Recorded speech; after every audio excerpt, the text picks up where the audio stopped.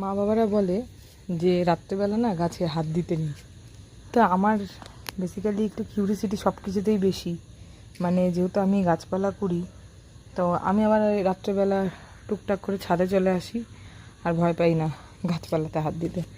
তো তোমাদেরকে জিনিসটা আমি দেখাবো, সেটা হচ্ছে এই যে ট্যান, মানে আমার সেই পিঙ্ক পিচি গার্ল যেই পদ্মের টিউবারটা আমি নিয়েছিলাম অন্বেষাদির কাছ থেকে। তো অন্বেষাদি টিউবারটা তো ভালো দিয়েছিল, কিন্তু আমার একটা মানে ভয় ছিল, যেহেতু আমি এত বড় একটা নীল ড্রামে করে ফেলেছি। তারাও তোমাদেরকে ড্রামটা দেখাই। এই দেখো নীল ড্রামে, এটা শ্যাওলা শ্যাওলা হয়েছে তার জন্য এরকম দেখা যাচ্ছে। তো আমি যেহেতু নীল ড্রামে করেছিলাম আর নামও লিখে দিয়েছিলাম, এই দেখো।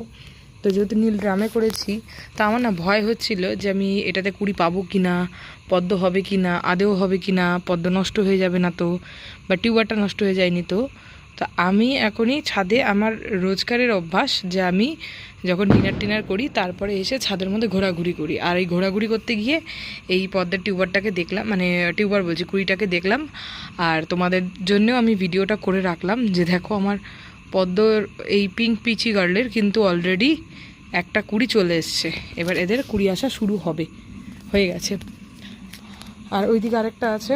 তো আমার যেহেতু কিছুদিনে না কাক এসে বসে বসে পদ্মের পাতাগুলো নষ্ট করে দিচ্ছিল, তো তার জন্য আমি এই গাছটাকে একটা মানে ঢাল হিসাবে ওর কাজ করিয়েছি, যে যাতে কাক না আসে।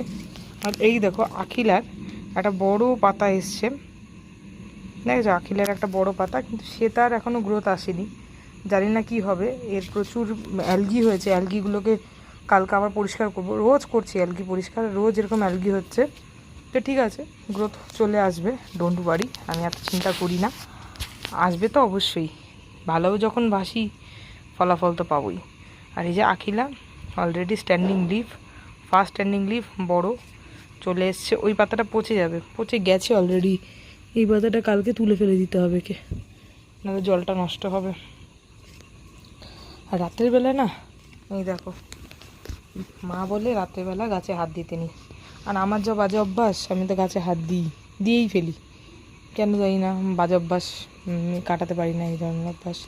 আর একটা বিষয় হচ্ছে এই যে বোগেনভেলিয়াগুলো দেখছো অতিরিক্ত বড় হচ্ছে, কালকে এগুলোর সমস্ত সাইজ করা হবে, একটা করে স্ট্যান্ড দেওয়া হবে, দাঁড় করানো, এই যে যেরকম এটা দেওয়া আছে, এটাকে এখানে দিতে হবে, দিয়ে এরকম লম্বা করে এটাকে বাঁধতে হবে এখানে দিয়ে, তো এটাকে বেঁধে দেবো।